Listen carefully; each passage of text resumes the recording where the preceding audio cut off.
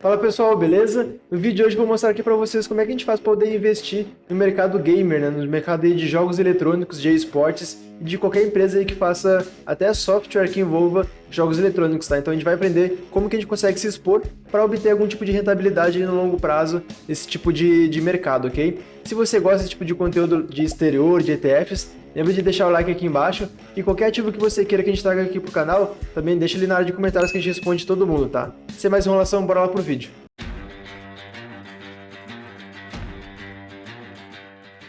Primeiro, pessoal, eu trouxe aqui uma imagem que mostra para vocês como que esse mercado de jogos eletrônicos, de forma geral, tá? Até de tecnologias que envolvem, né, o game, né, em si, como que isso aí evoluiu ao longo do tempo, tá? Então a gente pode perceber aqui, né, que desde 1972, né, até os dias atuais, cresceu bastante, principalmente o que envolve aí o mobile, tá? PC e console, tá? Foi o que mais cresceu nesse ramo, né? E a tendência é que continue esse crescimento para as próximas décadas, os próximos anos, porque antigamente, né, basicamente só as crianças jogavam videogame, né? Hoje em dia não. Acabou que a nossa geração, né, já virou os jovens, os adultos atuais, né, acaba que a gente continua jogando, né? E a tendência para o futuro é que os idosos também, né, que seremos nós no futuro, continuem jogando videogame, jogando computador, tá? Então é um mercado que ele tende a se expandir bastante ainda, tá? Então eu trouxe essa imagem só para vocês terem um pouco de noção, tá? Não vou me aprofundar muito nela para a gente também não perder muito tempo, né? Eu também trouxe essa outra imagem aqui, que ele mostra também essa questão da expansão da receita, tá? Do valor aí dessas empresas ao longo do tempo, tá? Então existem essas projeções de crescimento em bilhões de reais nos próximos anos, tá? E de maneira exponencial. Então isso aí não é uma garantia, tá? Mas é um mercado, um setor que pode sim trazer retornos se você soubesse expor dentro do seu risco, né, do seu perfil, na sua carteira de investimentos, tá? Então vamos começar aqui. Existem 4 ETFs basicamente que você pode estar escolhendo para poder se expor nesse mercado de gamer, né? Então basicamente o ETF Hero, o Nerd, o Gamer, tá? E o Expo, tá? Esses 4 ETFs, né, que são negociados em corretora americana, tá? Estrangeira. No caso nosso aqui, você teria que ter conta na Passfolio, na Avenue, por exemplo, tá?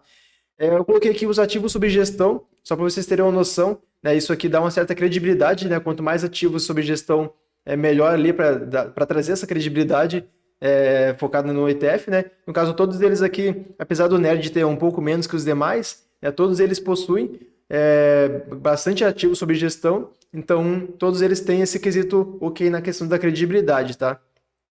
Em questão de taxa de administração, eles variam um pouco, tá? Eles têm um pouco mais de taxa, normalmente ETF setorial cobra um pouco mais de taxa de administração, tá? E no caso aqui do ETF Gamer, né, ele está cobrando 0,75, tá um pouco a mais aí que os demais, justamente porque ele tem até um pouco de gestão ativa, né, nos comitês lá de seleção dos pesos dos ativos dentro dele, tá? E automaticamente ele também acaba tendo muito mais empresas, né, muito mais ações do que os demais, né? Vocês podem perceber que o Hero, o Nerd e o Expo, eles estão mais concentrados, né, estão com menos empresas, né, por tamanho de peso ali, e o Gamer ele tem um pouco mais de diversificação, até porque ele também foca em alguns setores, como software, telecomunicações, ele puxa um pouco de outras empresas aí nesse ramo, tá? Mas aqui já dá para a gente ter uma noção, né, para trazer alguns critérios aí, caso você queira, né, de desempate em questão de taxas, em questão de concentração aqui também, né? Por exemplo, aqui o Nerd, né, ele está com 0,25% de taxa apenas, então a gente sabe que as taxas no longo prazo elas corroem bastante nosso patrimônio também, tá? Quando pega um prazo bem grande ali, uma janela bem grande de tempo, e basicamente ela está com metade da taxa das demais, né? Que está 0,50, 0,55, né? Esse aqui já 3 vezes mais, né? 0,75.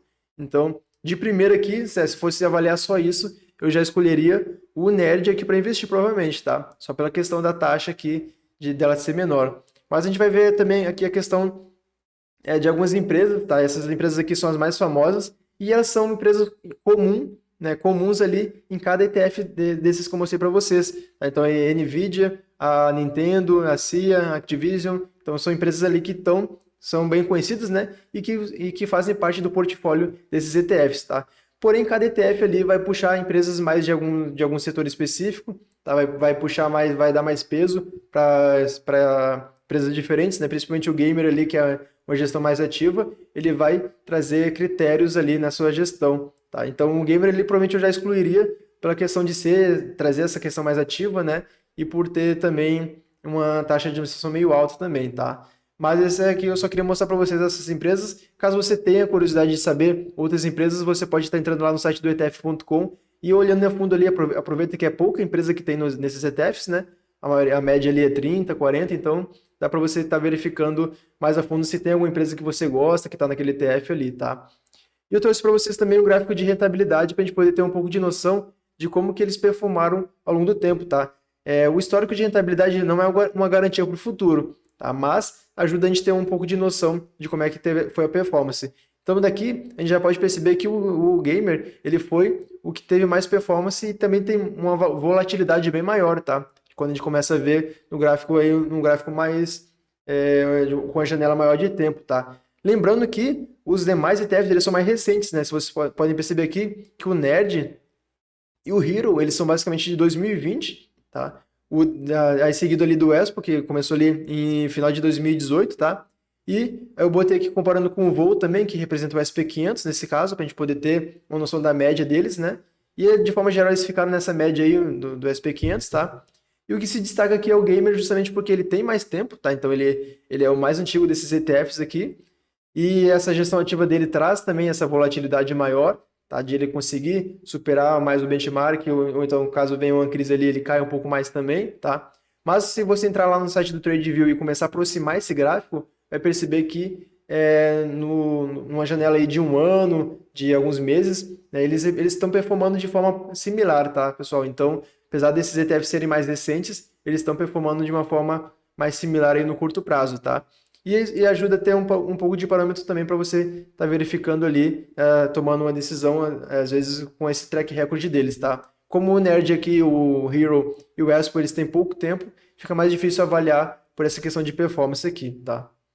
Então, concluindo esse vídeo, pessoal, eu quero primeiro trazer para vocês algumas considerações, tá? E depois eu vou falar também qual que eu investiria e qual que eu não investiria, tá? Mas a primeira consideração é de que, historicamente falando, assim, embasado, ETFs setoriais, eles não performam melhor do que os ETFs neutros ali, com filtro de valor, de qualidade. Então, a ideia é sempre que você for investir em ETFs, buscar os mais neutros, tá? Esses ETFs setoriais, eles são utilizados em uma carteira de investimentos em raríssimas exceções. Se você realmente for entusiasta ali daquele assunto, acredita muito no potencial de retorno, né, no longo prazo aí daquele setor específico, tá? Então, não é algo que eu recomendaria você fazer, investir em ETF setorial, né? Esses temáticos assim, né, eu preferiria muito mais um ETF neutro com filtros ali de valor, de qualidade, tá? Que são os mais adequados aí e que tem um track record bom ali, que performam melhor no longo prazo, tá? Então, essa é a primeira consideração.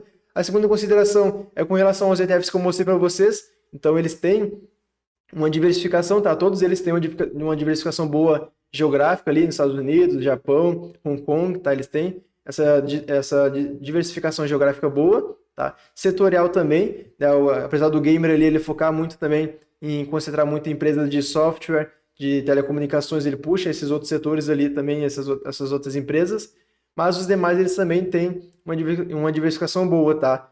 Sendo que o Expo, tá, e o ETF Hero, eles têm ali um critério muito de peso das empresas dele, tá? De separar por peso ali em porcentagem pelo tamanho de valor de mercado das empresas. Então acaba que isso aí faz com que eles fiquem mais neutros ainda, entendeu? Então eu excluiria o gamer por ter aquela gestão ativa, taxa de administração maior também, tá?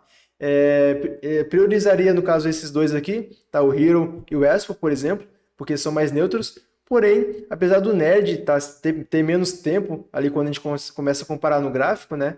Ele tem essa tendência de ser mais seguro que os demais, tá? Justamente porque ele tem critérios ali de escolha de peso por setores, tá? Então ele pega um setor específico ali de software, setor ali de game, setor até de streaming, de esportes, e ele divide por peso de setor, tá? Isso aí dá uma diversificação boa, dá uma neutralidade boa para o ETF, né? E por ser uma taxa de administração menor que os demais, provavelmente eu escolheria esse para o longo prazo, tá? Isso aí é uma opinião minha, né? Conforme o risco que eu desejaria tomar se eu tivesse um ETF desses, tá? Mas, como eu disse para vocês no início do vídeo, esse vídeo não é uma recomendação de investimento, então é bom que você saiba avaliar também esses ETFs, entrar lá no site do ETF.com, né, tá verificando ali mais a fundo as empresas que compõem para você tomar uma decisão melhor para sua carteira de investimentos. E a ideia do vídeo era essa, pessoal. Espero que vocês tenham gostado, tá? Qualquer dúvida que vocês tenham em relação a ETFs e qualquer ativo que vocês também queiram que a gente traga aqui para o canal, só deixar na área de comentários que a gente responde todo mundo, tá? E lembra de ativar as notificações do canal também para não perder nenhum vídeo que a gente estiver postando. Sem mais, eu vou ficando por aqui. Um grande abraço e até a próxima.